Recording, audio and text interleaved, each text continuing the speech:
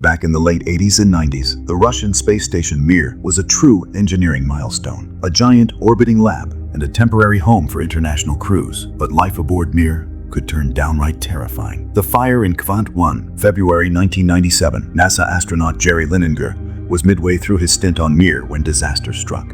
Inside the Kvant 1 module, a solid fuel oxygen generator, basically a chemical candle that releases breathable O2, burst into flame. For 14 minutes, the fire roared, belching thick smoke that instantly filled the tight passageways. The crew grabbed their emergency respirators. Some units were clogged or degraded by years of wear. Fire extinguishers were lashed so tightly to bulkheads that yanking them free cost precious seconds. Mir was already 11 years old, long past its original design life, so aging gear was a constant headache. Lininger, a medical doctor, treated minor burns once the flames finally choked out on their own. He filed a blunt report to NASA, but the agency publicly framed the incident as valuable experience for future missions. The Progress collision, June 1997. Just months later, another crisis hit. A Progress cargo ship was making a manual docking run when it slammed into Mir's Spectre module, tearing a hole in the hull. Cabin air began hissing into space. British-American astronaut Michael Foale watched gauges plummet. 23 minutes of breathable air left. He scrambled into the Soyuz lifeboat,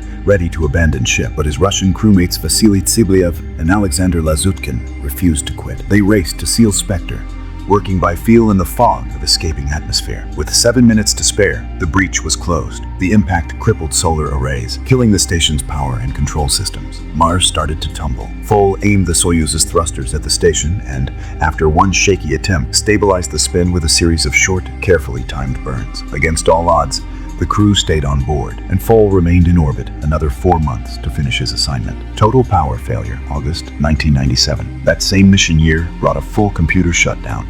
With guidance offline, Mir drifted, its panels no longer tracking the sun, batteries drained fast. Another Progress freighter was inbound, but automatic docking was impossible. Commander Anatoly Solovyov took over, eyeballing a grainy camera feed and nailing the hookup, right as his monitor went dead.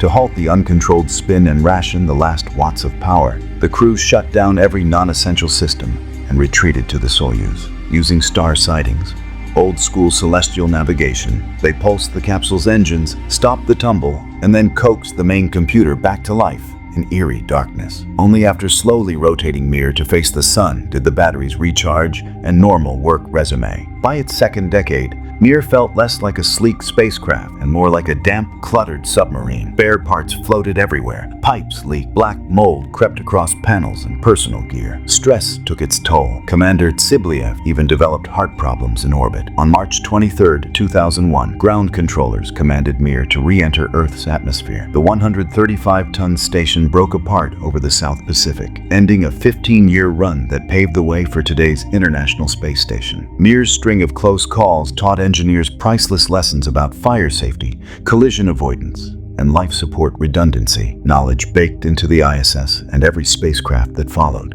Like this story? Smash that like button, share it with a friend, and stick around for more space tales.